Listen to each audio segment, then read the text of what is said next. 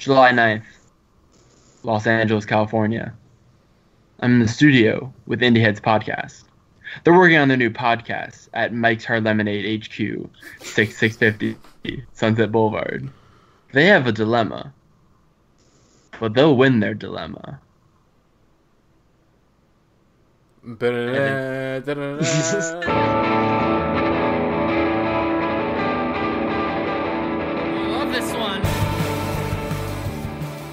Hey,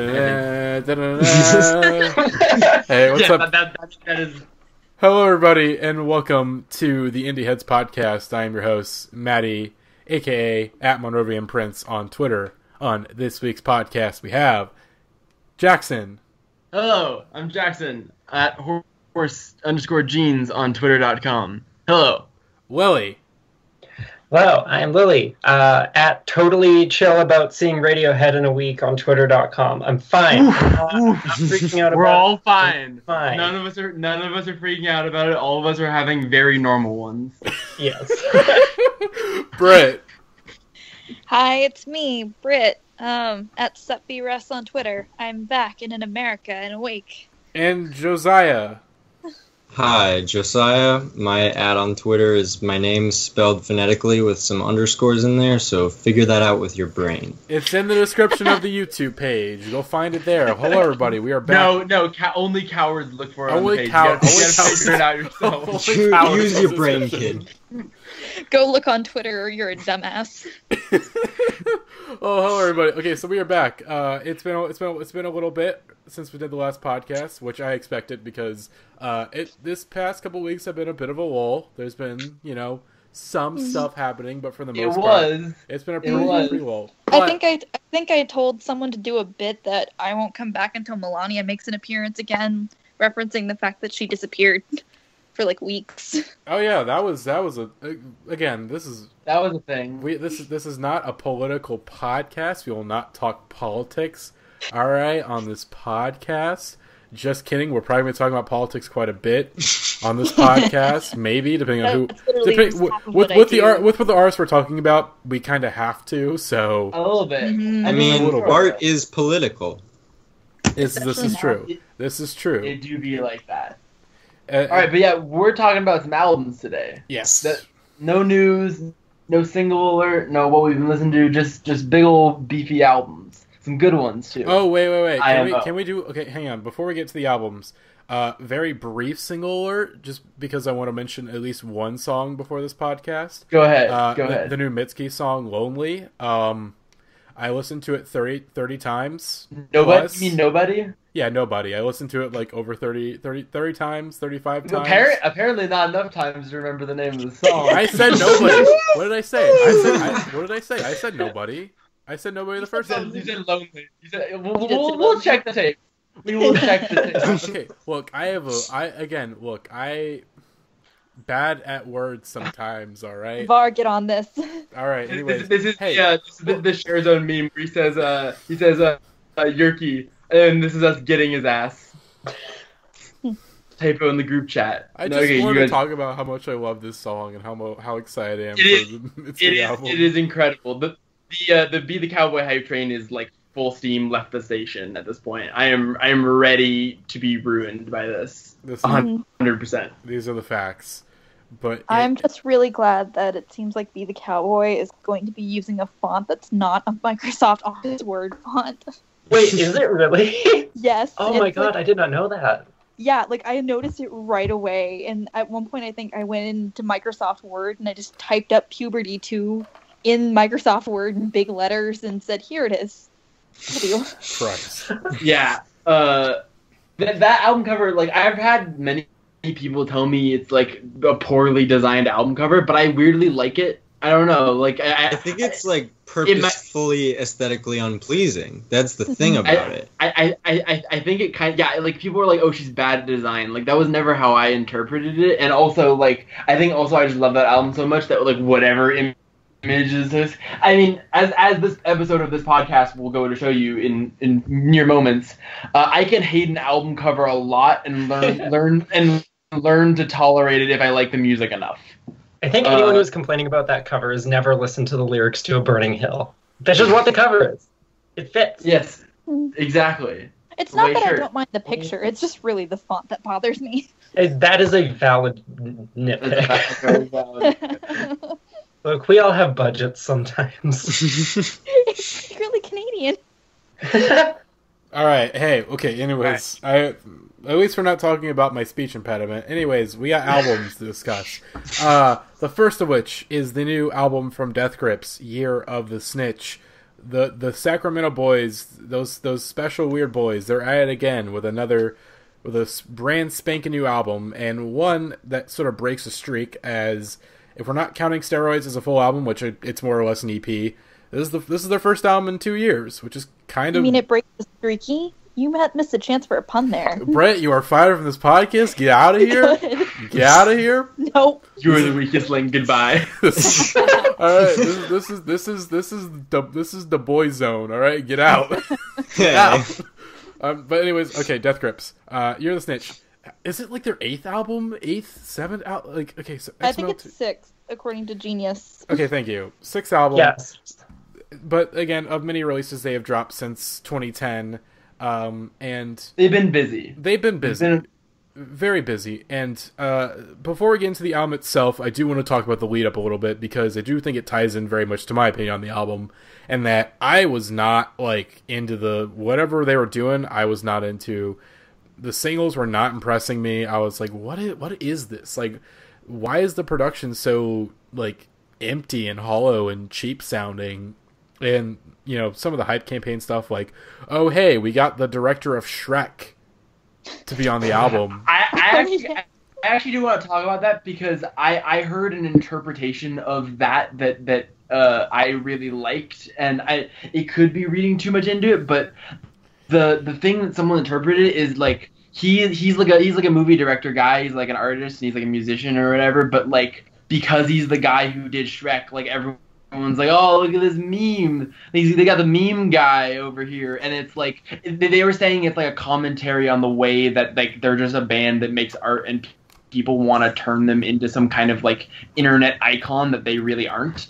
And so that was their like interpretation of the reasoning of why they would choose this dude. It also could just be that they know this guy and they wanted him to say this thing. So we could entirely be reading too much into it. But also, like, it didn't come across as lame to me. I either thought that it had a good point, like there was a good deliberate point to make, or it was just like, whatever, we're just doing this because we can. My theory about this rollout is that, like, I think a Harvest exec screwed it up. Like, they handed Harvest the album and they were like, what are we supposed to do with this? So they chose, like, the 4 most palatable songs on their own, which on their own also happen to be the most boring. So, like, listening to the singles, I was like, oh my god, these are all so cut and dry. They're just going to do, like, another bottomless pit. Like, that's all it's going to be. And I had designed myself to the fact that Death Grips were, like, out of surprises. I thought this was it, like the nail in the coffin, they're done.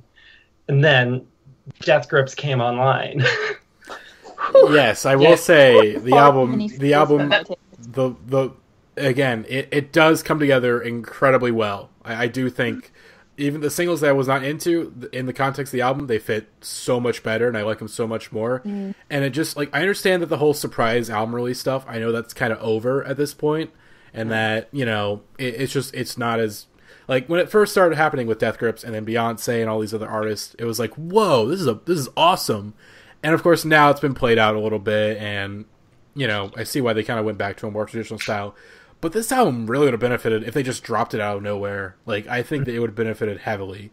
They should have done a build up to it, but they shouldn't have done any singles.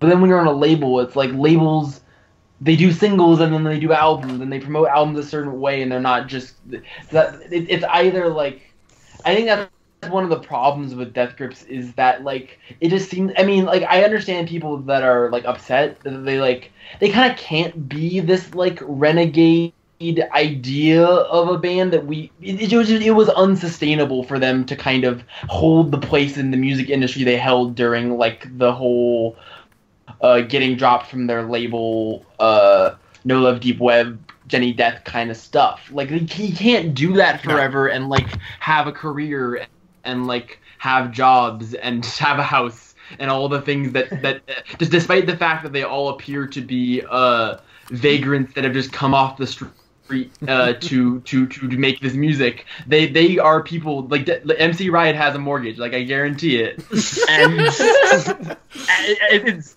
weird to think about the fact that MC Riot like pays rent and like goes to the grocery store, but these are things that happen, and at a certain point they were like when I heard government plates, like it sounded like I was listening to something illegal, like it sounded like I was listening to something from another planet, and things can only have that kind of mystique for so long. But the thing that this album has that maybe Bottomless Pit didn't have for you guys as much as it had for me, maybe, but like there are moments in this album where I was like jaw on the floor, like I can't believe a band can make something that sounds like this. And once again, like you said, I can't believe I was perfectly content with them continuing to make versions of Bottomless Pit for the rest of time. It would be a bummer, sure, but like I would have enjoyed those albums probably. Like this was a left hook that I just like didn't see coming at all, which was like leaning harder into the electronic stuff of Steroids and of like I would say maybe like Redacted on the Moon or something like that, but like combining that with the guitars from Jenny Death. It's like the synthesis of two ideas they've kind of already played with, but it feels like they're mixing them together in ways that they kind of haven't before, and it's really, really cool. And also we got a Death Grips Krautrock song, which is the coolest goddamn shit and my favorite song on the album, Dilemma. It's the Death Grips Krautrock song, and it has one of my favorite choruses I've heard on a Death Grips song. And so when those like crazy guitars come in, and it's the chorus of the song is thangity now she's wild, and then pinky ring show it out my style, and it's like he's just going absolutely nuts. Like the guitars are driving and krautrocking, and just it's so propulsive in a way that's like more subtle than their other songs, but it really gets going toward the end of it, and that's just a wild song. Aside from the Shrek intro, it goes to show they have tricks up their sleeve. They're gonna continue to like do stuff that impresses us, even though it felt like that might not be happening anymore. Yeah. I will say, I was surprised with the album. I do, like I said, it does come together incredibly well. Much more than Bottomless Pit, but I still have my problems with this album. But it's better than Bottomless Pit, and that Bottomless Pit really did feel like it was like the Money Store, but the energy of that album just taken out completely. Maybe not completely, but like, I think my problem with this album, my problem with Bottomless Pit, is that, God, it's no shocker to me that my favorite Death Grips albums are the ones where they rely heavily on samples, whether it be the Money Store, where Money Store has all these crazy samples that are just insane. Like, it has all those samples from the music from Saharian Cell Phones album. Like, the way they twist those is insane. And then, like, they have samples of, like, Vancouver, subways and the Williams sisters grunting. And, like, and Jimi Hendrix tracks. And then, of course, there's, like, all the samples on Ex-Military. There's all the samples on Redacted on the Moon that are all Bjork. And so that's very, You definitely lean heavily toward their most sample-heavy material, which I guess is not... I mean, I love Money Store, but then also my other favorites are, like... Actually, I love Money Store and Mex. I love all their albums, really, but, like... I'm a big Jenny Death guy. I'm a big Bottomless Pit guy, like... It's just, like, I have to wonder, like, so they dropped Steroids last year, and I think Steroids is like, if I count that as an album, it would probably be in my top 4 Death Grips projects. It's that good to me. And I think, like, it helps that album is, like, it seems like there's an energy on that album that isn't on this album as much, and the production, it just seems like there is a step down there. As on this album, they're relying a lot less on samples and more or less just on their own they're on their own, essentially. Kind of similar in a way to, like, Government Plates, but even Government Plates still had, like, plenty of interesting sample work and whatnot. But I will say yes, the album does come together incredibly well. Although I have my problems with it because, it mainly just comes down to the production, and I think some of MC Ride's rapping is not as tight as it could be. Like, as much as I know you like Dilemma, but I feel like there's some stuff on Dilemma where I'm like, can you find a flow that's not bad? But then there's stuff like Death Grips is Online, which is kind of insane, like how well that song comes together. It's definitely the most it's the least intro track that Death Grips has done, but I don't think that's a bad thing. Like, it feels like where I feel like with the previous intros they set the stage for the album, this one just gets you right into the shit, like you are knocked the fuck in. It also kind of it like disorients you, and it also, like, every Death Grips album usually starts with a song that's like punch you in the face and like welcome to Death Grips, bitch. This is more just kind of like you're walking into a room and there's just like weird shit going on, and you're kind of like slowly like wading your way into it as opposed to getting smacked in the face with it. It is like the most astonished I've been by a Death Grips track on first listen since Up My Sleeves. And I think it's partially because it isn't forceful. Like, it astonished me that Death Grips could still make a song that doesn't sound like any song they made before. I truly did not think they had that in them. So hearing that, I was just like, oh no, this is like something else. Like, they're actually back on it. Yeah, like I know I felt that Bottomless Pit was kind of like stagnant or transitional, but this feels like them working with the same tools, but with more understanding and how to experiment with them in their specific style.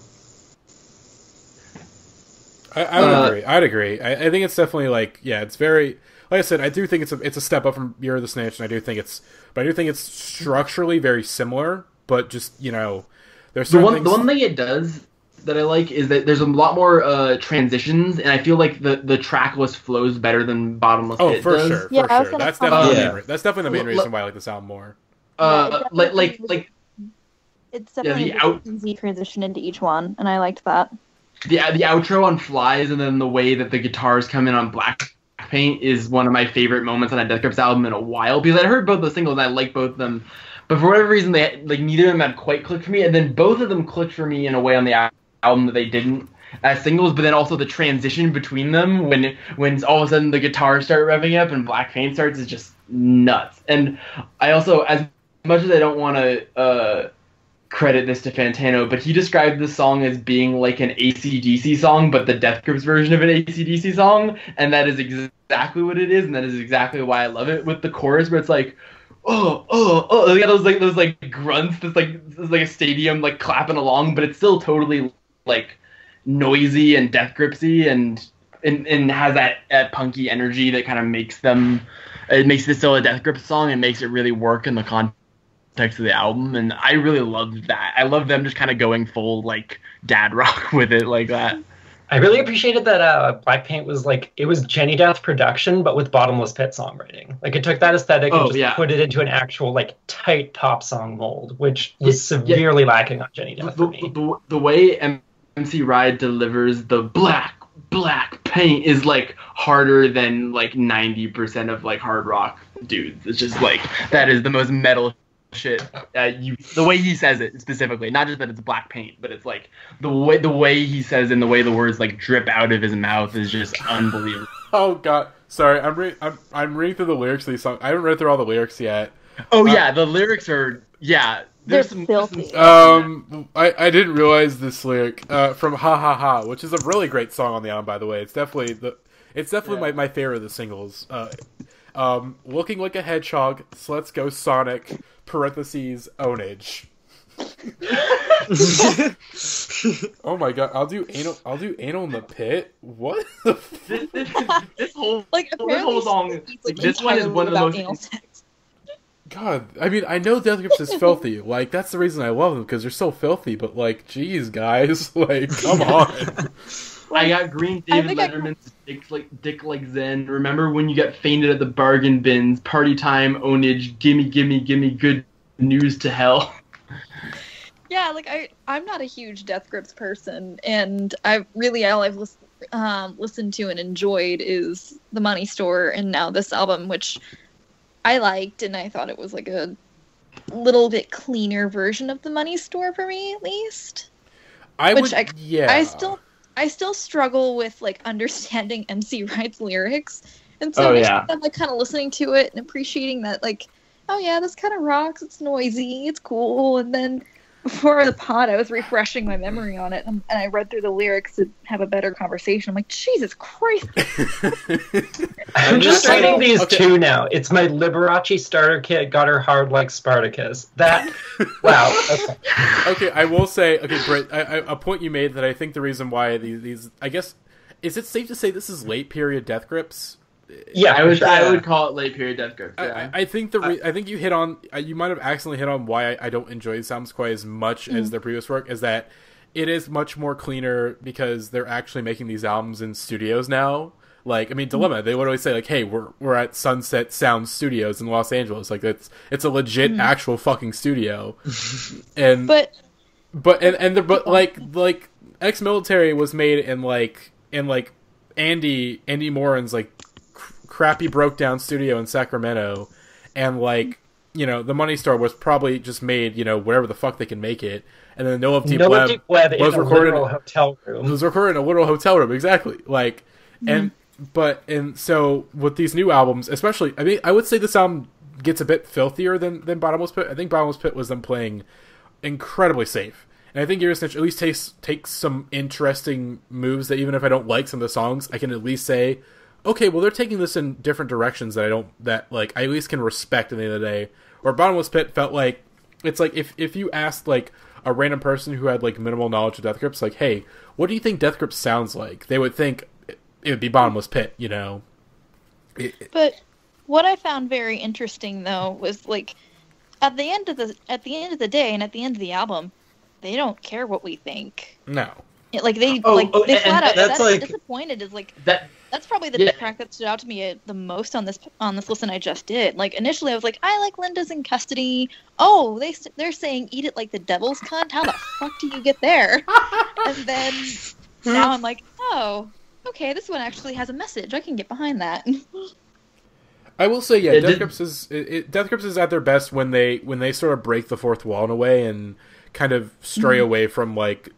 Because Death Grips, it's attention seeking. Like, what they do at the end of the day is, like, for the most part in their lyrics, there's not, like, a whole lot of deeper meaning and everything. There's definitely just, like, it's definitely, like, pointing and laughing at everybody else. Kind of, you know, they sit on the high chair on the top of, like, a shitty on top of, like, a shitty apartment building, being like, haha, look at these idiots. These absolute fools going on. All right, it's total, like, we live in a society, you know, bullshit sometimes. Lyrically, like, the most... like heartfelt messages like that they have lyrically for their albums are like No Love Deep Web and Redacted on the Moon. Like those are the two albums where they're really trying to say something lyrically, I would say. Yeah, Redacted on the Moon, like as esoteric it can be at times, there are moments where he breaks through and it's like he's like, Riot is calling for help. Like there are some songs on that album where I'm like, this is like very unusual for him to talk about some of these things, because like he has one song where he's talking about like jumping off a building a couple times. Yeah, there are a lot of references to suicide in a lot of Death Grip songs, especially on GP.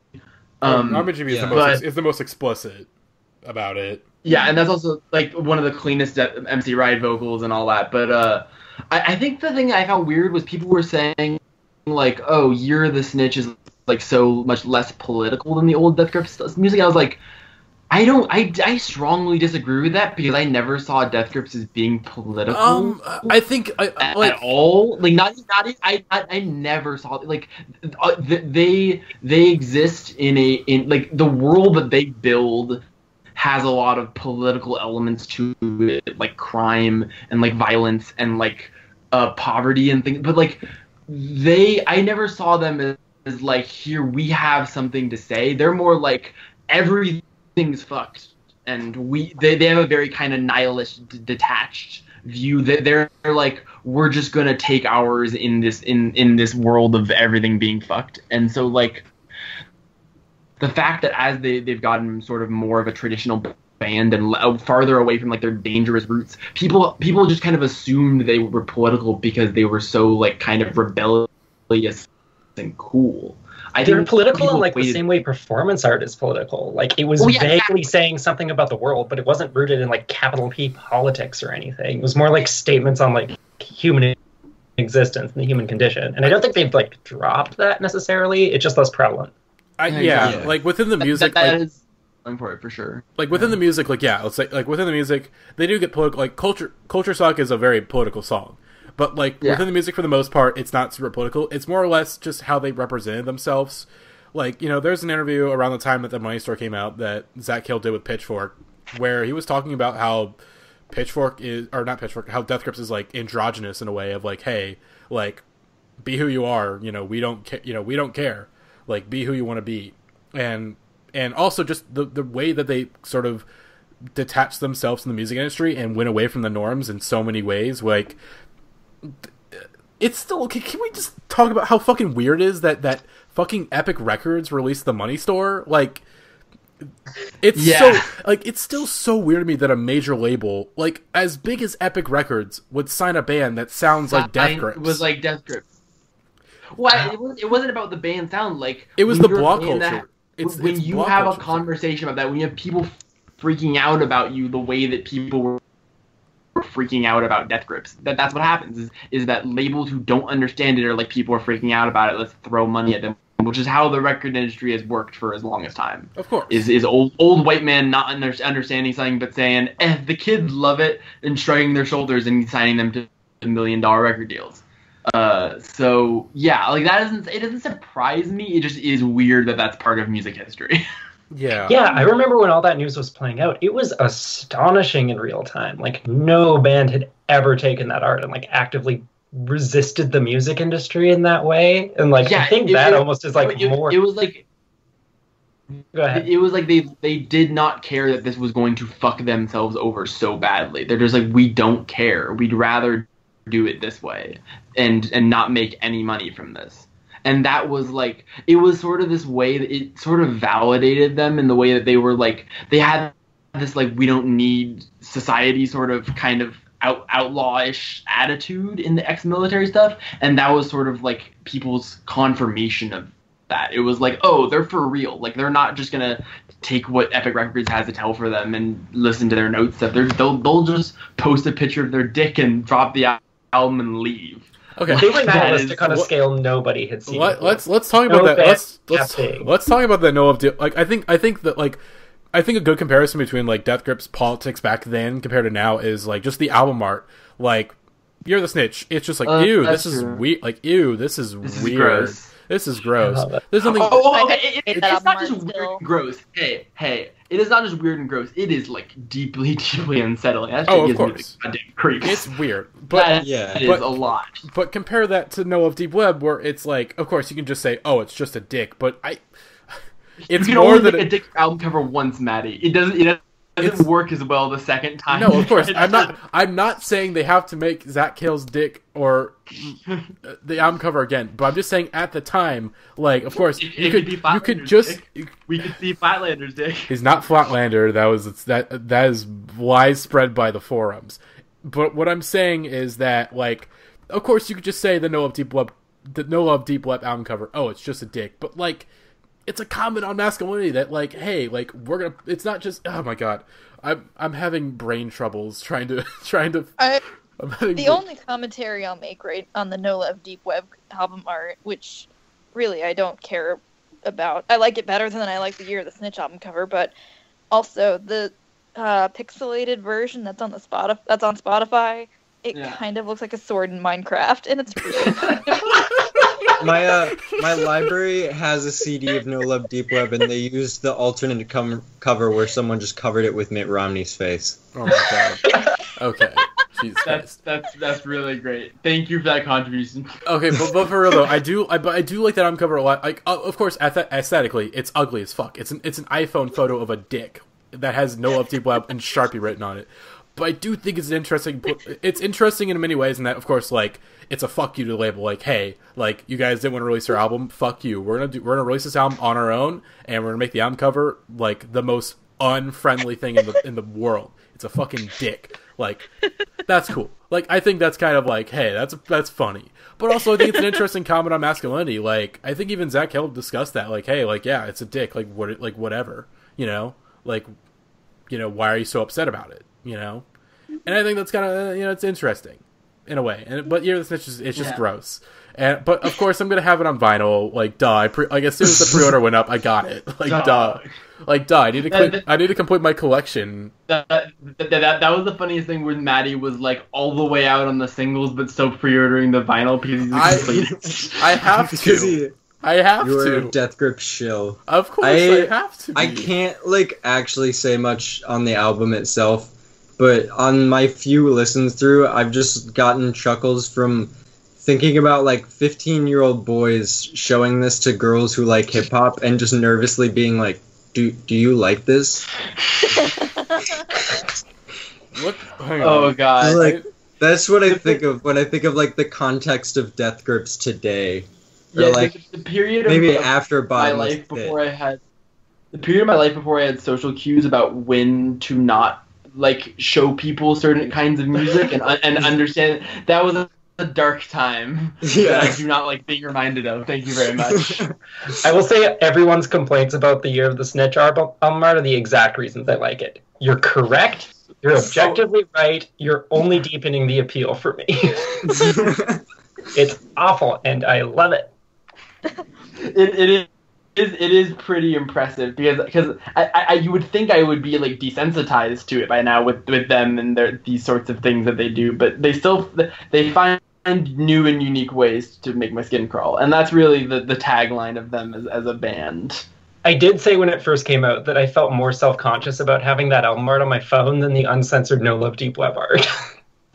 Weirdly, you do, because for some reason, like lips going through whatever it is harder to explain than a penis. A penis is just a penis. Like that is what it is. There's no beating around the bush there. No pun intended. Anyways, the other point I wanted to make was that Streaky is one of the best like rapping performances MC Ride's given in a while. Come on. Yes, it is. Come on. It's not. No, it's not, like here's the thing. Okay, look, I will say this. Lyrically, I said this that most of the singles work better in the context of the album. Streaky does kind of, but still, I think it's one of the worst, if not the worst, Death Grips track they ever. But if we're not counting instrumentals, we're not counting the instrumental stuff from Fashion Week and whatnot.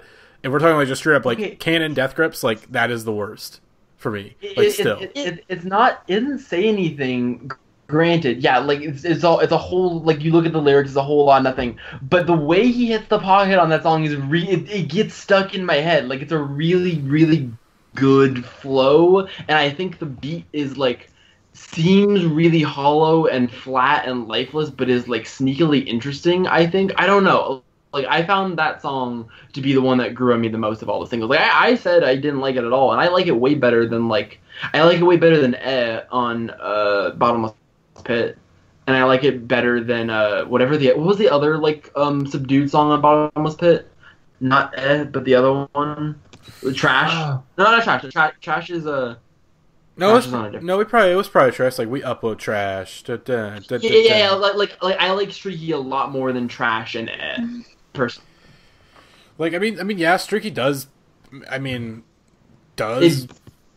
will say, like, yeah, at least it does more interesting things compared to, like, Bottomless Pit. It's not a song that plays it safe, necessarily, but I do think it does, like, if you want, like, the thesis of, like, my problems with this album, I think Streaky, like, covers it all, and that, like, production-wise... That's fair, I suppose. I think, like, them, like, releasing Steroids last year was them shooting themselves in the foot a bit with this album, was that Steroids just on a, production-wise was on such a higher level than this album.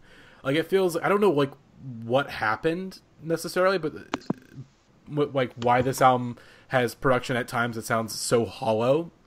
It just feels like in a way it's sort of, you know, it's them sort of reinterpreting the sound they were playing with on No Love Deep Web and Government Plates a little bit, and that it was less sample based. But just I don't know. I think part of it's just because it's released on a label, you know, that they didn't just drop it out of nowhere by themselves.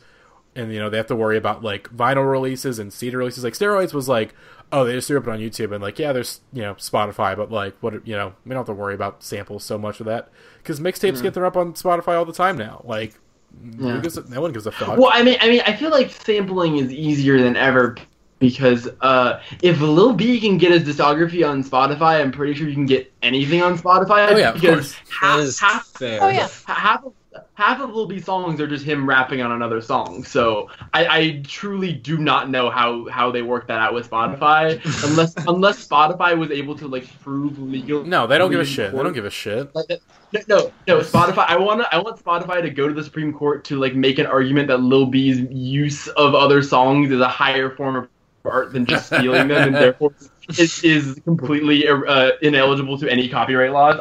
I like to believe that that's what happened, and that's why all the mixtapes got put up at once. But also related, sort of, in that it's a similar shit posting. But who had the better shit post this year? Which is Death Grips naming a song the horn section and not including any horns in the song, or Mark Kozolek naming a song the banjo song and not including any banjos on the banjo song. Who wins, Death Grips or Mark Kozolek?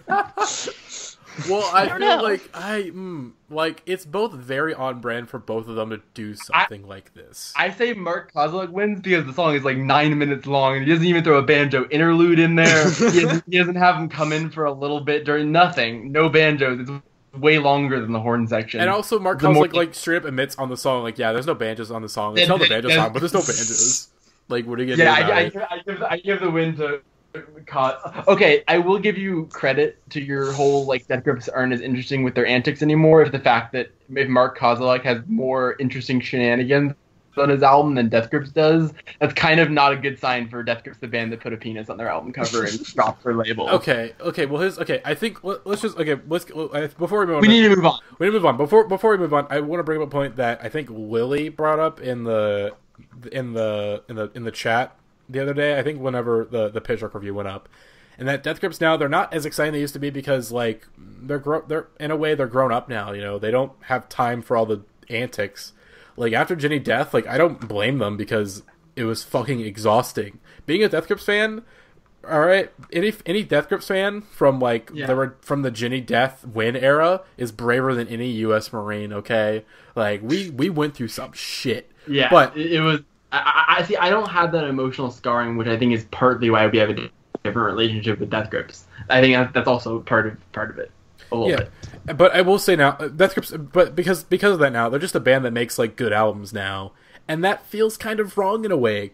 It's like it's fine, but it definitely feels like this album like very truly marks like an end of an era of like, oh, they're just a band that pretty much makes good albums and does silly things every once in a while now.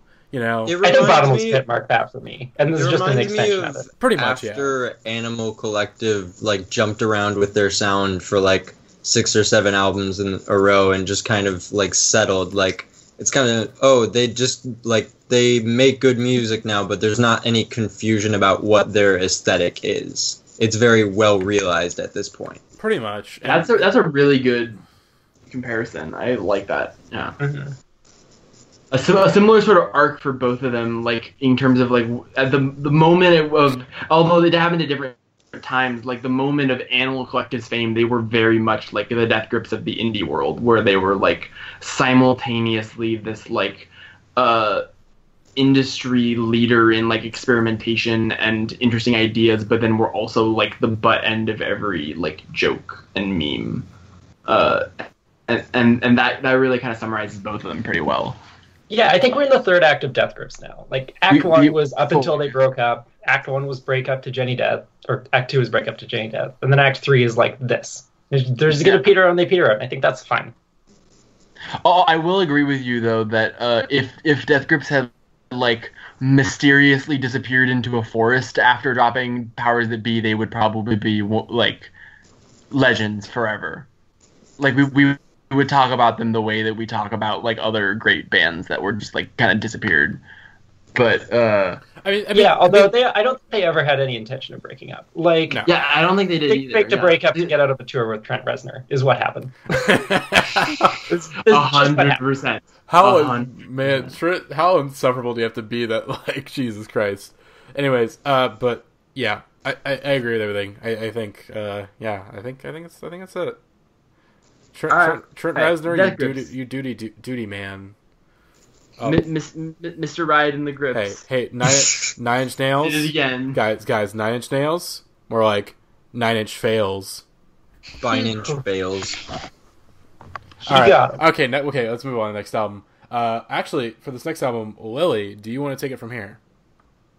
I guess. I don't know. I feel like I'm not the best person to like get into like the background on Sophie.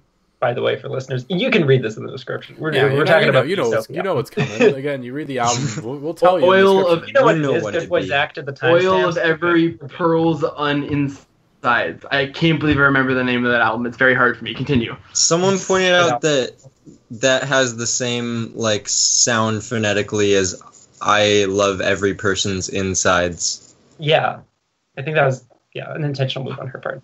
I don't that's okay. Okay, I get what you're doing now, Sophie. I've put it together. Continue. I don't know that I have a good way to like get into this album because I did not care for Sophie until this year. So like I listened to Product a couple times. I was like, okay, some of these songs are cool. Some of these songs I'm really not into. And then I just sort of didn't pay attention to Sophie. And then It's Okay to Cry came out, and I was like, hold on. This is an entirely different situation now. Hold the phone. Yes. Suddenly, I hear about Sophie. Yeah. Oh, where do we even start with this album? I don't know if I'm the best. I don't think any of it. It is kind of just like how do you like introduce this? Like it's just it feels like so much more than just like a new album of material. It's like very much like a declaration of self, a declaration of an artistic vision. Like, I mean, over the last couple years, we've seen Sophie sort of like quietly rising in the music industry, like working with people like Kendrick Lamar, working with people like Charlie XCX and stuff like that. But this is like, because Sophie was always anonymous, it was this thing where she was able to transition and then sort of like announce her. Like, I didn't know, like, I remember when I was getting really into Sophie during the early like pre-Product days when she was releasing all the singles that became Product. Like, I remember people not knowing who this person was. There was like a complete anonymity to it. And and so the ability for her to kind of like appear in this, like, especially in the way that the It's Okay to Cry video like frames her and stuff, is just like, that was like a deeply moving experience to see that music video for the first time. It was like, wow, like, yeah, it's like a coming out in the grandest form. And like, oh yeah, she was like, oh, Frank Ocean, that's cute, you wrote a little letter, excuse me, I'm gonna like appear like an angel in the clouds and sing a song for the first time anyone's ever heard me sing a song, really. Yeah, and whether it was intentional or not, I don't know that it was, but like her being anonymous created this brilliant Trojan horse where like, if she had not waited to come out, like, I don't think this album would exist on the scale it does. Like, this is probably the biggest we've ever seen an album present just like pure, uncompromising, like modern trans aesthetics in a high definition, big budget form. I don't think an album has ever really done that in the same way. And it takes these things that are like, there's a lot of these sort of stylistic, just a lot of these stylistic threads that are sort of bubbling in the underground right now, but they're on like Bandcamp only releases and people who are like working out of their kitchens and stuff. And so to have like that projected onto this kind of a canvas is like a really revelatory thing. Yeah, and then to combine the fact then with dropping the combination, I will say I don't like them sequenced right after each other in the album. I thought that was a mistake, and I think my biggest issue with the album is the track listing. Mm-hmm. However, I will not pretend like Pony Boy and Face Shopping both don't slap harder than an Icicle and in a blizzard. Like, Jesus Christ, those are some bangers. There was a different metaphor I was going for there. I totally botched it. We're moving on. We're ignoring this. Point being, those singles are both incredible, especially Pony Boy, which is just like if you're not already that way sexually, it might awaken some things in you that you didn't know were there. You gotta be careful with that. That's some powerful concentrated stuff that you shouldn't be messing around with if you're not careful. But Jesus Christ, that's what we call big dick energy around these parts. Oh, huge. More like big South energy.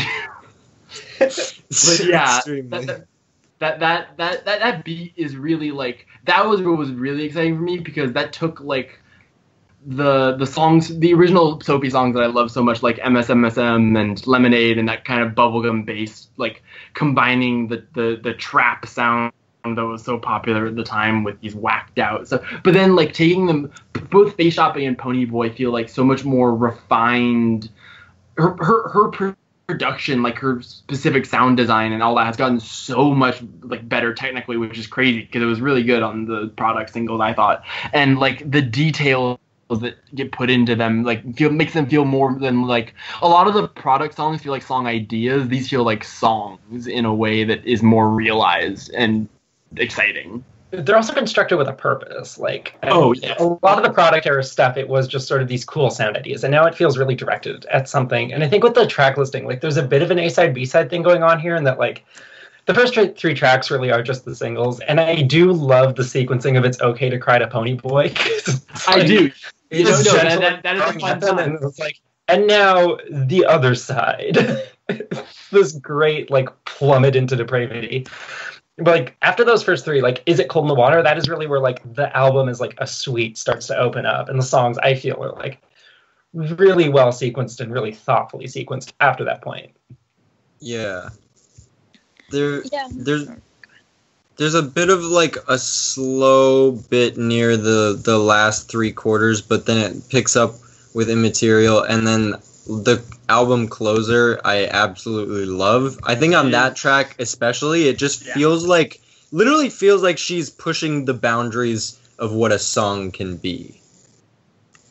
Yeah, they're like, for the first 2 minutes of Whole New World, you're just kind of like, and then you're still having that reaction, but you're also kind of going ooh, and then it just it is a whole experience that you go on, and it is a lot to take in. That is, I think Whole New World is probably like, it feels kind of like her opus almost. It's like this incredibly like grand, freaked out, noisy, just like, it is simultaneously like in the way that Product were just, this was a lot of just sound ideas, but it felt like it was like slowly in building towards something in such a directed kind of like rising tension way that just completely like builds on itself in a way that chaotically, it's just so good. It's so good. I can't describe it. Words don't exist to describe some of the things that happen on this album because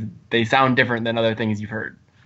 Whole New World for me is like the point of like where she sort of manifests this idea that is sort of laced throughout the album, and she really makes it real, which is just sort of this collapsing of the binary between like real and fake. And fakeness is a thing that is like leveled against trans people a lot as a pejorative. And so like what this album is as a statement basically is like, no, fuck that. They're the same thing. It doesn't matter. Like, let's envision a world where like these distinctions are eradicated and we can just like live freely. And Whole New World, Pretend World is like the sound version of that. Like, it is this crazy cacophonous thing that just like collapses into what sounds like queer heaven, essentially. Yeah. And like basically, the idea is that like Whole New World and Pretend World, like the title just implies like they're the same thing. The new world is pretend. Like the pretend is the future. It's not a bad thing or a disempowering thing. Like that is our avenue towards imagining like something better for ourselves.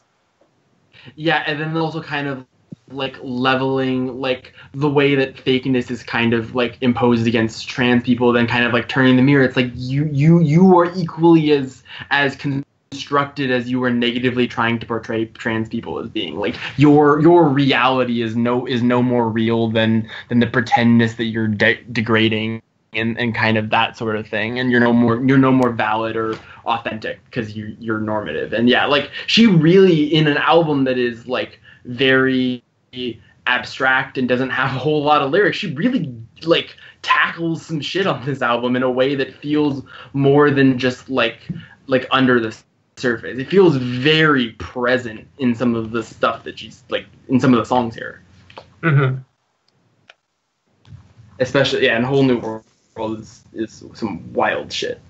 Yeah, there's a lot of like lyrical efficiency going on here. What I love about Sophie is that she just creates mantras and slogans throughout the album where like the sum of the song is contained in Sophie words, just like on face shopping, like I'm real when I shop my face. That can basically be like the thesis statement of the album. And it's this quick little line that just like is this perfect slogan and just absolutely like nails it and provides this like giant middle finger to notions of like artifice and binarism. It's awesome.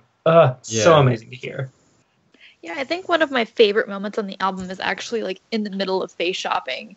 And at one point, one of the verses that goes, my face is the front of shop, and whoever was singing it was either her or Mozart's sister, and it just has a satisfying pop at the end, and I'm like, yeah, that's good. I love that. Hit me with that again. Yeah, there's so many little like details like that are like very confrontational, but in a wink nudge sort of way. It's provoking, not in a way to antagonize, but just to like challenge perceptions, I guess. Also, I would like to, this is more of a shitpost, but I'll just point out that Pony Boy is basically just the queer version of Pony by Genuine, to the point of the R&B vocals toward the back half that really feel like a direct reference to Pony by Genuine. That's entirely possible. I would not put that past her, given like the frame of reference she has drawn on in her career. Exactly. It has a similar sort of, it almost feels like I know that this isn't true, but I feel like if you played the beat to Pony by Genuine in reverse, it would sound like Pony Boy for some unknown cosmic reason. It just feels like the demon version. I have a confession of a lyric I misinterpreted because it took me way too many listens, but on Infatuation, I kept thinking that she was saying banana instead of I wanna know. Like, I thought it was LMNO, like just the letters until I looked Is it? Lyric. Maybe I'm probably wrong. I'm probably I want to know. Like, that's what it says on the lyric sheet. But I heard it as LMNO for a long time. Like, maybe I'm not crazy. It's not just me. Hint, hint. Regarding Jackson's shitpost, I would like to petition for a video of that lip sync battle with Channing Tatum and Jenna Dewan Tatum, but set it to Pony Boy instead of Pony. Mike Pony Boy. That would definitely add a weird, different context to that video that I'm not sure I'm comfortable with. Oh no, guys! Sorry, I'm sorry to interrupt. I'm sorry to interrupt this. Go ahead. I have breaking news. Car seat headrest covered black paint by Death Grips. What? Oh boy! Oh, I'm so into that. Go check. No, we should not pause the podcast. Or should we want to do a live reaction? We can do it. We'll do it at the end of the podcast. We'll do it at the end of the podcast. I'll link it in the chat. We'll do it as a. It's only like a 17-second clip, but like you could very clearly see. Well, that's not worth us having a discussion about it if it's not. Yeah, that's not a full cover. I know. Video. I'm just saying. I just want to get that out there. That fucking car seat headrest covered up. Car seat headrest. Live. Okay. It's just like you're in the editor's room at Pitchfork here at the Indieheads podcast. Exactly. We got the fresh takes. I just had to let you. Okay, keep. No, Matty, you were right to inform us. That is good. It is relevant. It's relevant to the podcast that we've had so far. But continue with Sophie. Sorry. One of the really revelatory things about this album that is also something we've oddly never seen before. And by the way, I wrote a review of this album for Voice Piece, dear listeners. And if you want to go find that, like I articulate basically all of these points much better because I had 5 days to write a review instead of like talking in the moment.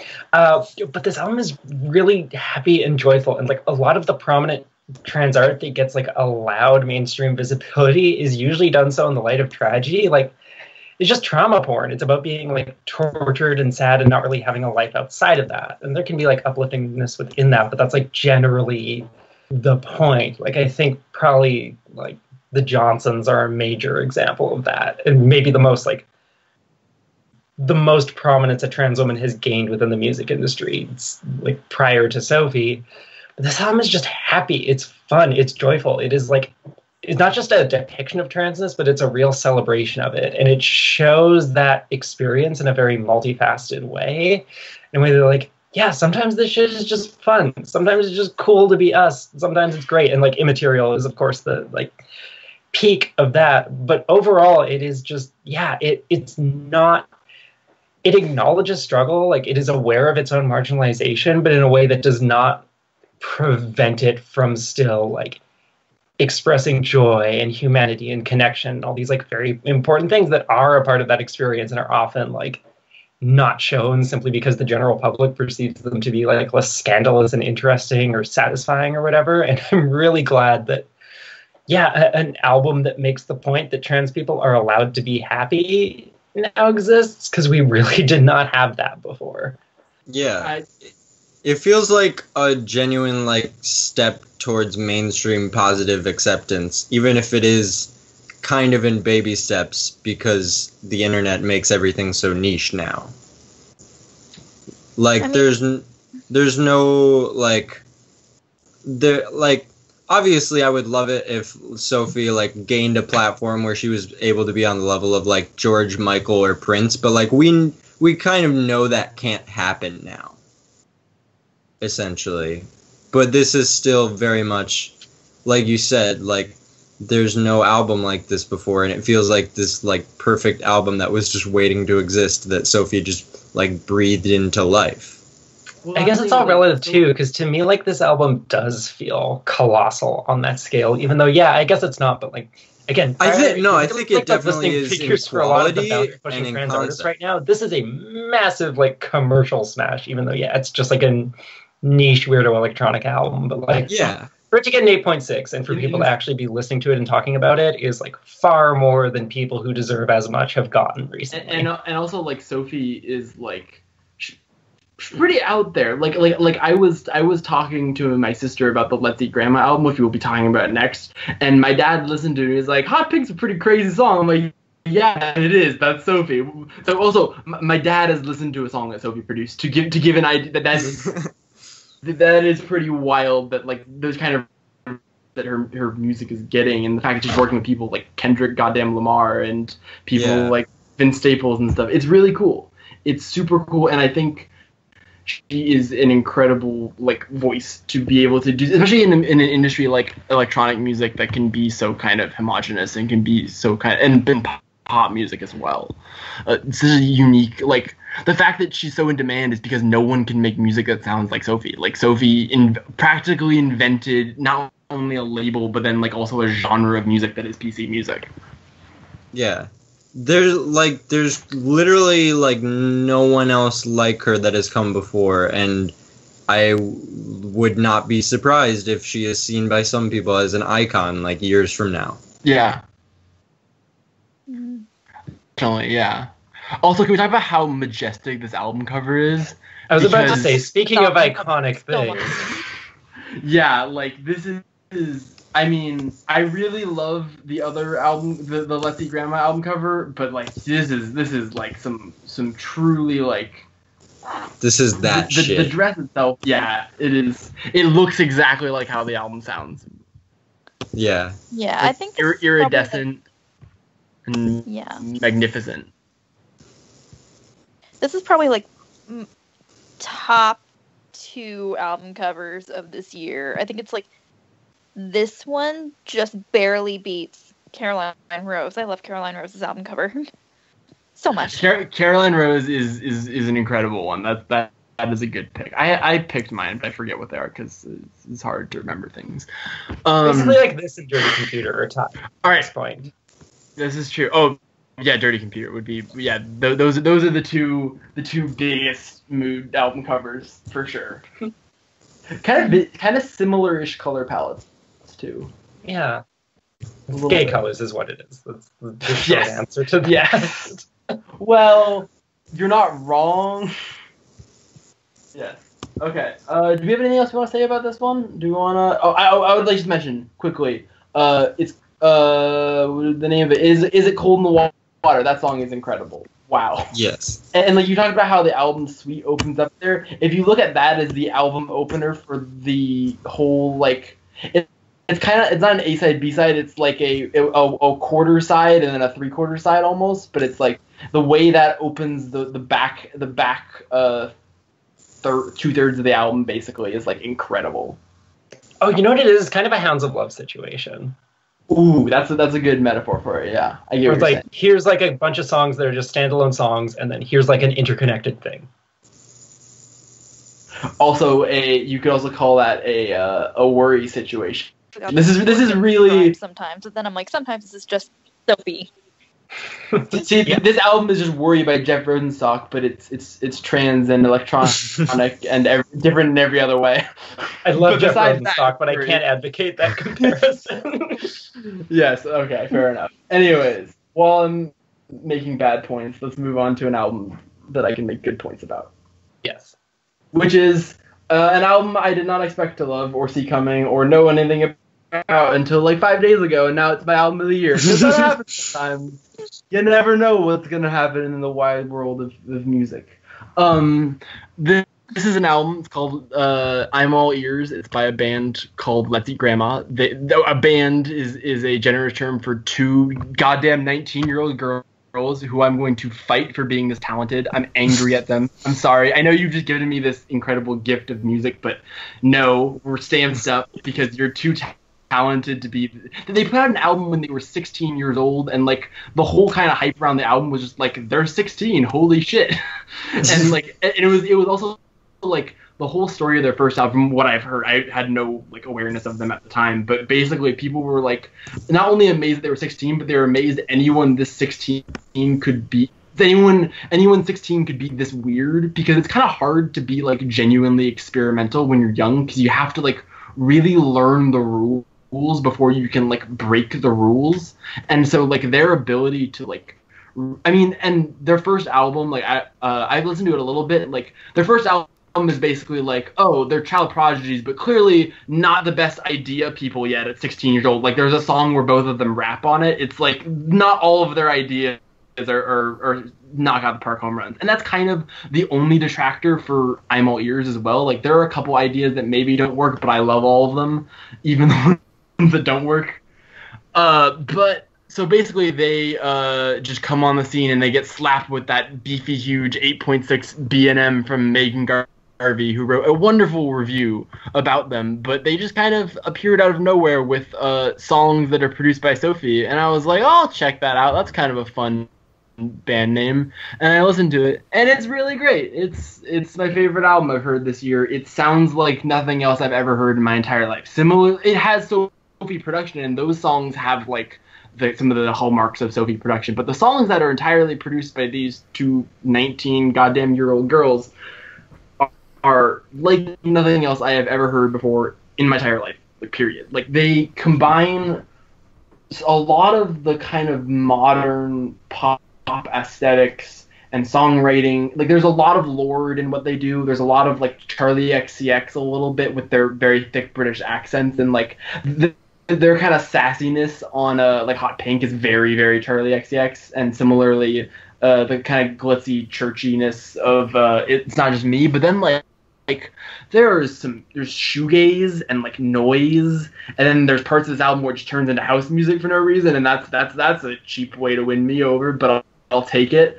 And then there's it's all kinds of stuff going on in this album. It's like really all over the place, but in a way that feels like super realized for people to see. Like, they have a clear idea of like the specific mix of influences that they play around in, and gosh dang, does it turn out? They put a blender of just like Jackson core buzzwords into a blender, and they put it out, and they're like, what do we do with this word salad? Oh, get those two talented 19-year-olds to go make an album of these. Done. And then someone made my album of the year, and I don't know who they are, but I would like to thank them, because this really hits all of the Jackson Core cliches, from the melancholic house breakdowns to the really, really, really long indie rock song that doesn't need to be that long, to the goddamn banger that is It's Not Just You. I really love this album. It's not just and I'm me. like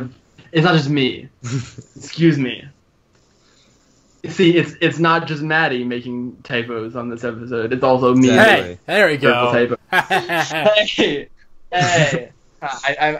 Honestly, I've fucked up so many more times than you have this episode, but I just called you out for the one time. I'm the host, and I'm set to a different standard than everybody else, and I think that's personally unfair, despite the fact that I am No, you are the target for our hate.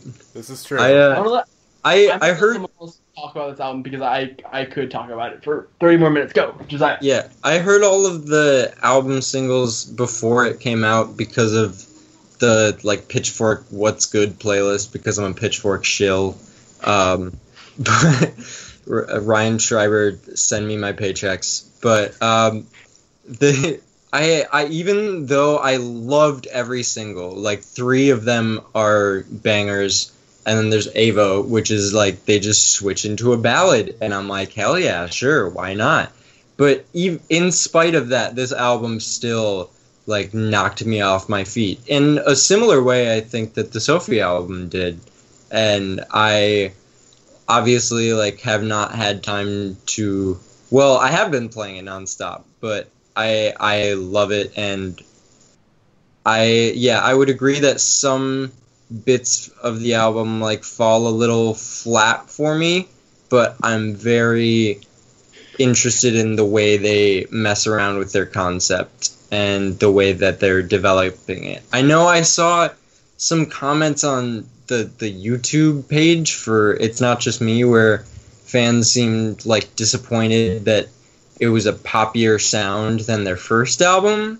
Their first album didn't have nearly as much pop. It's more kind of the freak folk stuff that's going on. It seems we're weird teens doing weird music, and then this album almost feels like them realizing, as any teen does, every teen is going through these weird feelings, and we're just gonna package it into pop songs because this is a universal feeling, and especially because teenagers and young adults are generally a confused bunch, and it is just especially a confused time to be alive right now. So I think this is I could not imagine. I could not imagine growing up with this. I really turned of age, and then the world was like, all right, we're gonna go to shit now. We're done raising you, and I constantly feel awful for anyone who has to grow up in all of this. But if you grow up in all of this and then you make good music, hey, well, I mean, they're only 2 years younger than me. Yeah. There was another comment on the video that we could have been in high school together, but it's only because I hate that there are people who are my age that do the things that I admire now. That's annoying. That's an important point about this album, though, is that I feel like it speaks to the experience of being a young woman in this day and age, better than most albums I've heard. Is especially the youthful aspect of it. I don't know. It just it really feels like 19-year-old girls properly articulating what it's like to be a 19-year-old girl for the first time ever in human history. Yeah, it's not an articulate phase of life, but somehow they nailed it. I Go ahead. I just said I have to agree. Go ahead. Okay. But what I was gonna say is that I think it treats that it manages to simultaneously tap into very relatively conventional songwriting. They hit on topics that obviously have been hit on before, relationships and being a young girl and things like that. But they do it in a way that feels like it has so much more emotional respect for what it's like to be a teenage girl. I don't know. I feel like it's handled so much more it's hard to explain. Wait, what happened? What's happening? Okay, I'm so sorry. I have to fill you in on this because okay, go ahead. There's a group Snapchat for the Film Fest interns that I'm interning with right now. and someone who was forming the Snapchat added a person named Ryan Schmidt, but they added a different Ryan Schmidt that is not the intern named Ryan Schmidt. So it's just this random guy from California, but he's still in the chat and like actively participating. And he just posted that's a winner. That's a winner right there. He just posted. Goes along with stuff. I love it. He's been like consistently making me laugh, and he literally just posted a picture of a big bag of weed in the group chat. and I just had to respond, Ryan, you dirty dog. Tangentially related, there's a comedian in Edmonton named Adam Dick who found every other Adam Dick on Facebook and put them all in a group chat, and within a few hours, one of them was Skyping the other to get him to fix his sink. That's so incredible. That's so beautiful. It's beautiful. Oh my god. Okay, where were Let's eat grandma. Yeah. Let's eat grandma. It's good. It's real good. Is grandma vegan? Is grandma organic? Asking the real questions. Is she grain fed or grass fed? Christ. Okay. Let's talk about the tracks on this album, because we've talked a lot about it generally. Let's talk about a couple of tracks on this album that we like. So first of all, I would like to say the opener is like the most badass shit I've ever heard in my life, and those guitars make me feel like I'm ready to I've never had any ambitions about professional fighting, but it makes me just want to enter the ring and just like it's really, really like demonic and like snarling in the way that it kind of like the mixing on those guitars alone. I was just like, oh, we're in for some shit. Like just immediately like it. But then it weirdly, then immediately, like, you're like, okay, get ready for something really hard and heavy, and then all of a sudden, the, like, brightness of the Hot Pink vocals and the synths, you're kind of thrown off guard, but then when Hot Pink gets into gear, you suddenly understand, and Sophie starts doing Sophie things, and you lose your mind, and then from there, it's just, you're off to the races. It's such a good start to the album. The combo of Whitewater and Hot Pink is just, like... That's how you start an album right there, folks. Yeah, Whitewater gave me like Death Magic vibes. I was like, I was not expecting that. This was sold to me as being like a very sugary pop album. Like, yeah. Whoa, this is like borderline noise, which means I like it by default. And then like it's a very good 1-2 punch that sort of like sets up like the range of sounds that is present on the album. Yeah, it's like prepared to be suddenly thrown through a left turn throughout the course of this album, but in a way that is clearly like it's never really like disorienting, and you're just like, oh, this is happening now. It's never really meant to like throw you off, because a lot of these are still pop songs, even though they may contain like genuinely weird or experimental elements to them. They all kind of have the desire to like capture your heart, and like rather than just like kind of spook you, and. Yeah. It's one of the most impressive things about this album is that it pushes pop song structures so far to the point where some of them, like, on paper would barely be pop songs. Like, Falling Into Me has the structure of, like, I don't know, like a progressive rock song or something. It's just constantly moving through these phases, but somehow, like, you can still get a, like, truncated version of that song on the radio just because of how, like, tight the melodies and the chords are and of how, like, appealing the sounds are. I think Megan Garvey described this album as like swirling, and that's like a really good way to describe it. It's like the transitions are always smooth, but they kind of don't have any sort of direction, or they blend and ooze into each other in a way that is really. But then they all feel like distinct, and they all have and there's all very specific ideas of like this is what we're doing with this song, even if it's a lot of different things. As songwriters, they're exceptionally skilled at delaying resolution. Like, to go back to Falling Into Me, like, that song just uses a couple of chords to build and build and build tension until it reaches, like, this climactic, swirling moment at the very end. We're like, what? How did we get here from where this song started? It's really incredible just on a technical level. Yeah, I feel the same about the way that Hot Pink progresses, where it just goes, like... starts out like kind of somewhat simple pop song, gets into the wild ass Sophie production where you're just like, oh yes, and then the latter half, which like feels almost like Caro Caro Bonito, like in terms of like the bright happiness. It's just like it goes in so many different places, and then the way it like kind of ends with that weird like loop vocal is just like that was a weird experience I just had. That was really fun. And then It's Not Just Me following that up that song is like unbelievably catchy. It is truly infecting my brain in a way that is like same unheard of. I cannot stop listening to it. I cannot stop dancing to it. I will very often hit the shoot dance to it. I feel like it fits kind of the melody of it very well. It is a banger, a bop, whatever terminology you most prefer. It is that, and it is also one of the better songwriting songs on the album too. Like it really conveys that emotion super well. Yeah, it like is a masterclass in by the numbers pop songwriting that churches have not accomplished in 2 albums. Oh yeah. I texted Lily when this album came out. I said the alternate title for It's Not Just Me is Churches Have Been Found Dead in Miami.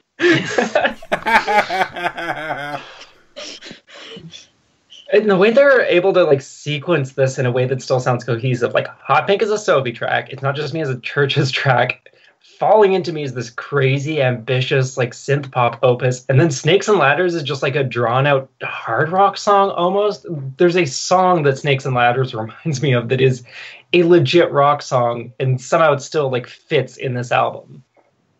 Yeah, Snakes and Ladders and Cool and Collector are the most like their older stuff, I would say.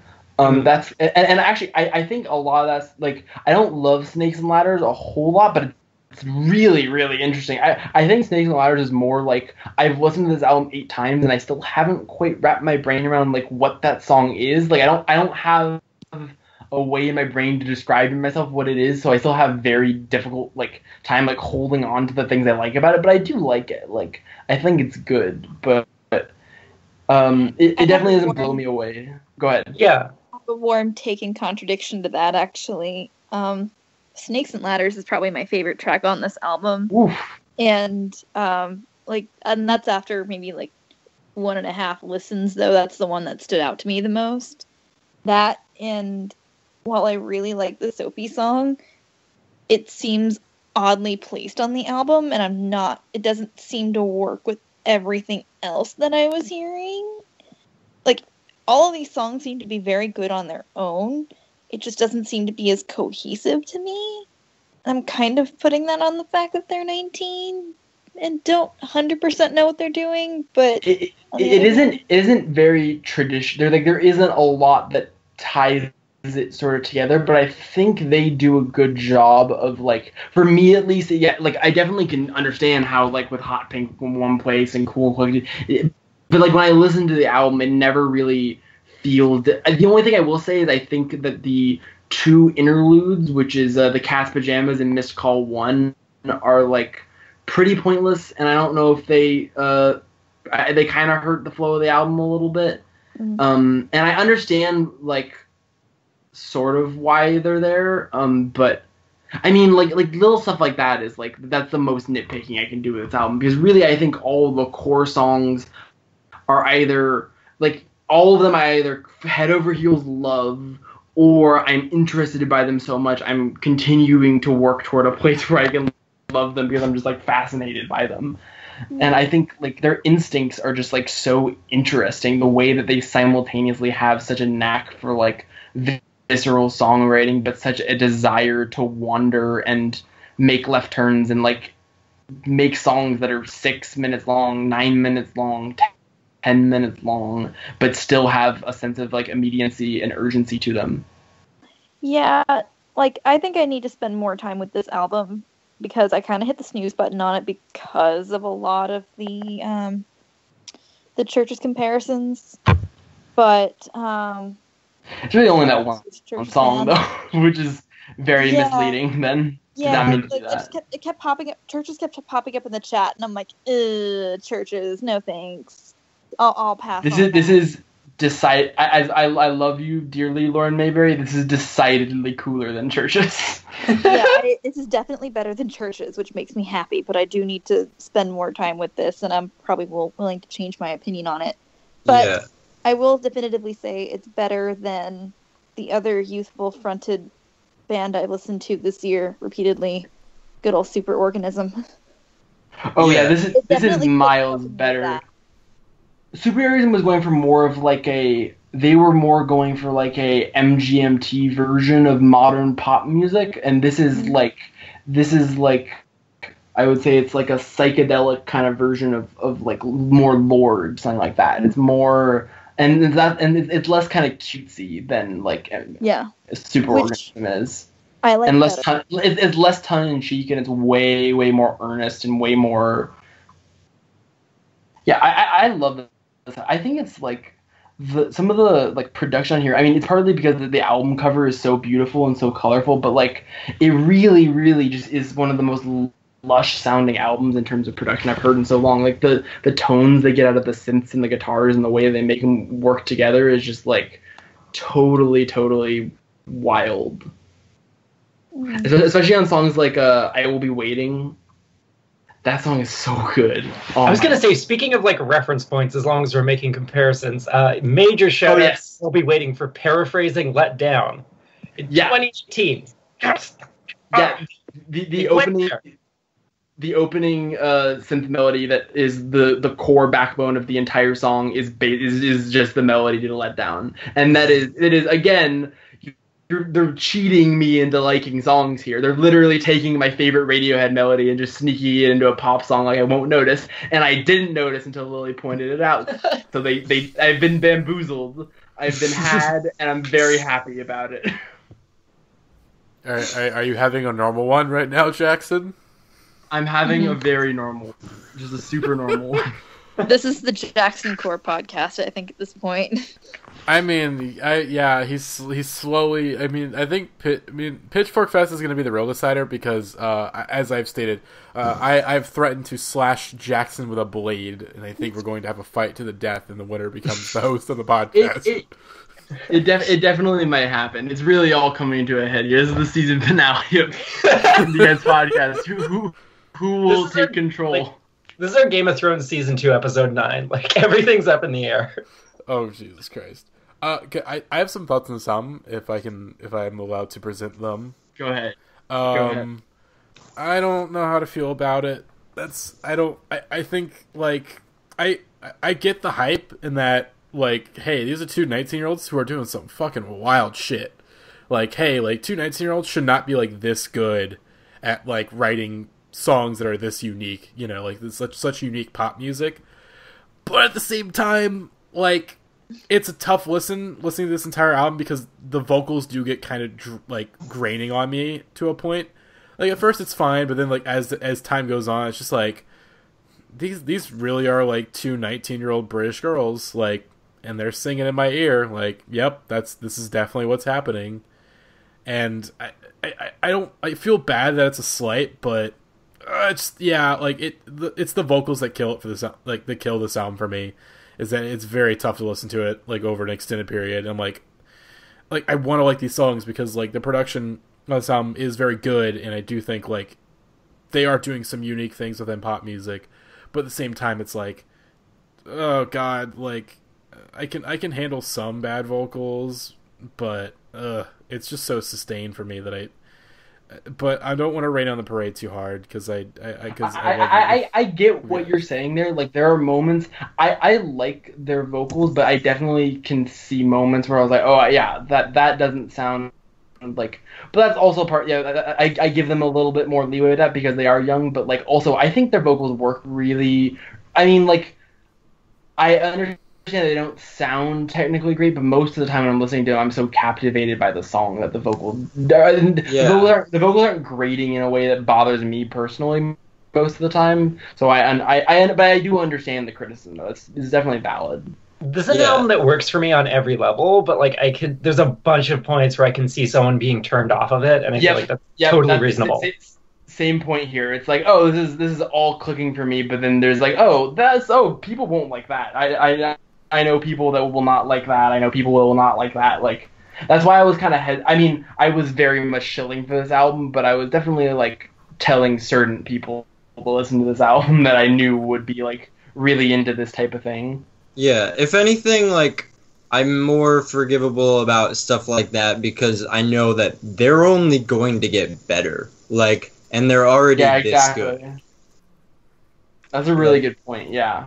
Even if, like, I would agree that, like, there are parts when the album falters, but, like, fuck me if the singles aren't just so good. Like, they're all so good, yeah. And could we talk about Donnie Darko? Because that is, like, the jungle land of this album. I just love, somewhere AJ just screamed in the middle of the night. The back half of the album still kind of blends together for me because I have been going back to the singles a lot, but I love the progression of that song specifically. Yeah, I really love that one. That's a good one. When those Tears for Fears-esque synths kick in, I am just gone. I am out of here.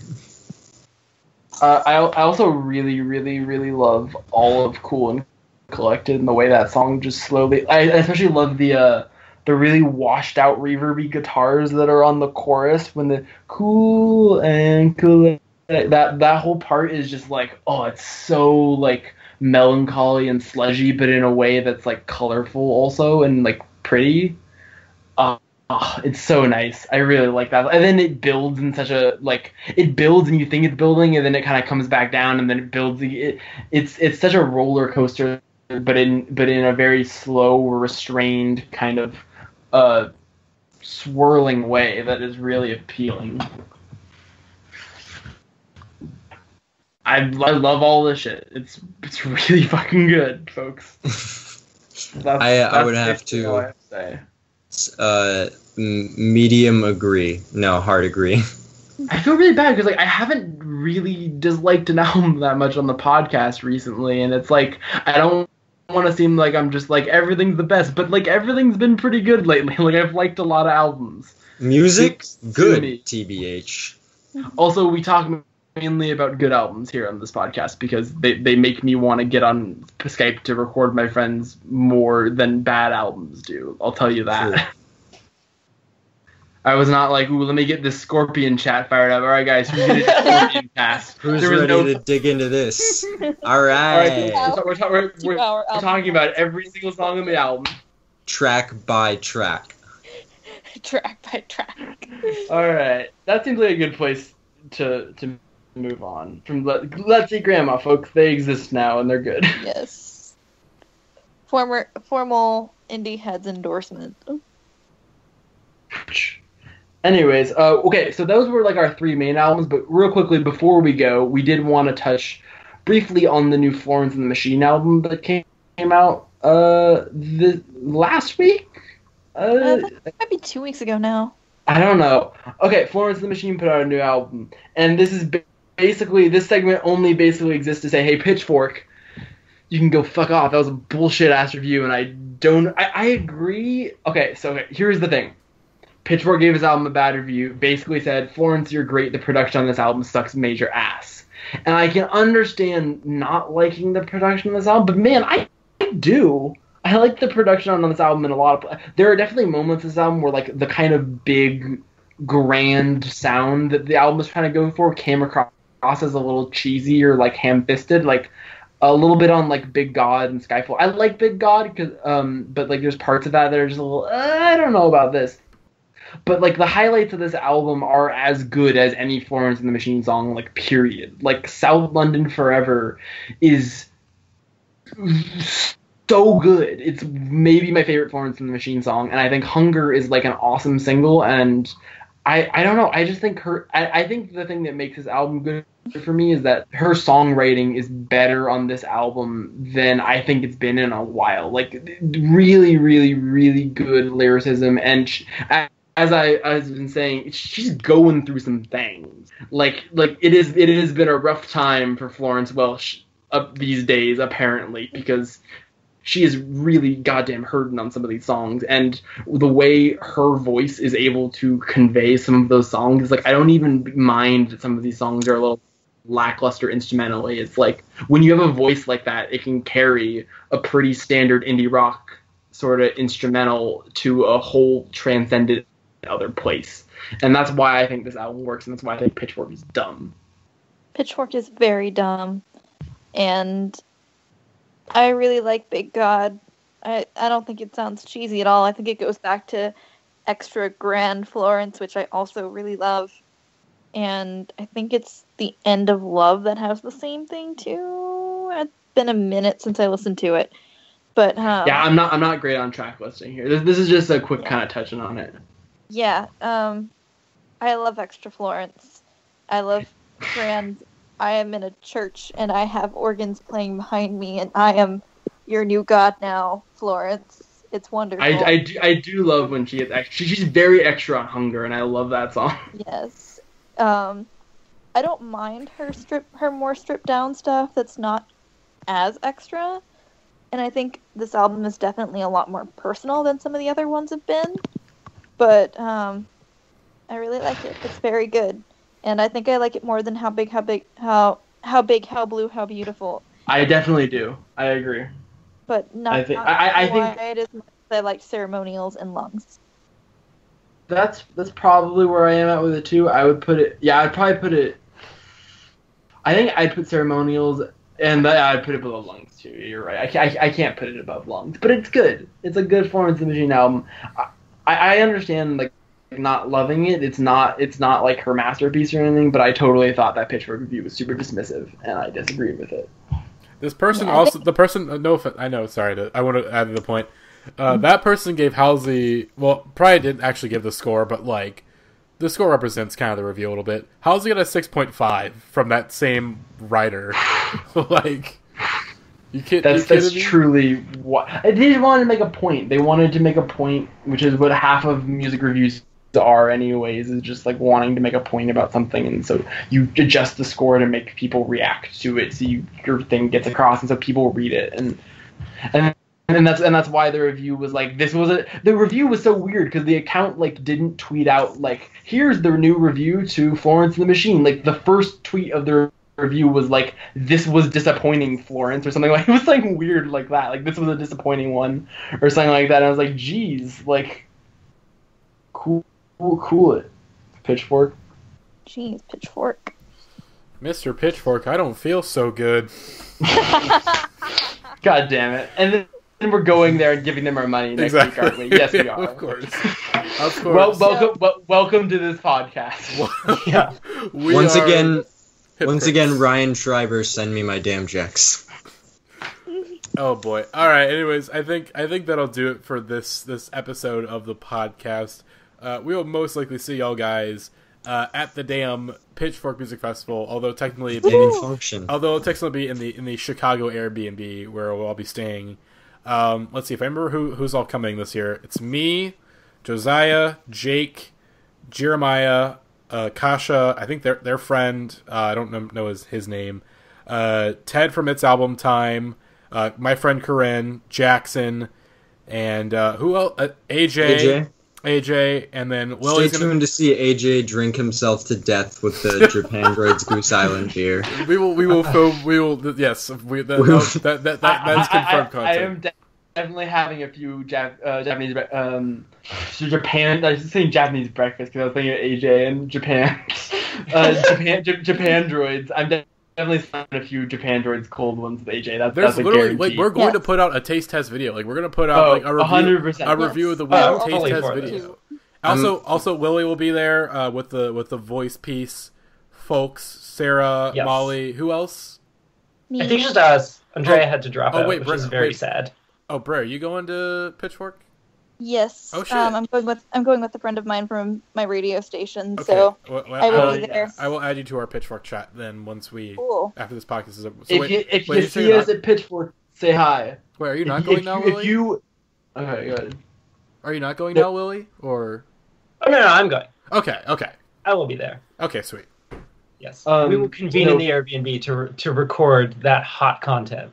if you, one of the 3 listeners of the Indieheads podcast, see us at Pitchfork, say hi. I will be wearing a shirt with Mark Kozlik's face on it. You'll be able to figure out it's me pretty quick. Oh no, I've not really seen tall, the shirt. And I'm gonna. You haven't seen the shirt? I'll send you a picture after the podcast. It's so good. Oh no! I want to. No, you know what, Jackson? Don't send me it. Surprise you. I want to see this. I need to see this. It's so good. Okay. Also, we have discussed. We have hinted at this, but the theme this year is questionable facial hair. So AJ has done some previews. I have done some previews. Jackson, we will discover Jackson's questionable facial hair. I just haven't shaved in a bit, which is not really questionable. It's just been like the last 2 years of my life. But we're doing a specific questionable facial hair. I personally refuse to participate in this buffoonery. Well, Josiah's a coward. He's a coward. So you're a coward. Truly. I mean, I guess I can take my long hair with a ponytail and make a weird little beard or something. I don't know. Oh. Yeah, we'll just do that. Questionable. Okay, anyways, hey. Great. Basically, hey, we're hyped for Pitchfork Fest. I'm excited to see everyone again because I love seeing everybody, and I love my castmates so much, and I love the fest, and I'm like genuinely like very excited to see everybody. I'm excited to meet Jackson. I'm excited to fight him. I'm meeting literally all of the podcasts. I have met none of you people. Yeah, there's so many people coming this year, I have not met you in person, and we're seeing Radiohead together. Like, that is a formative experience. I'm mad at y'all missing out the last day, because that's the best day. Like, the last day is the best day. Sunday's like you gotta do it for the heads. You know what the best day is? Me seeing my favorite band of all time do 25 songs. That's the best day. Yes. Okay, I understand. I agree. That's like, our best day, even if we're missing out on one of the best days.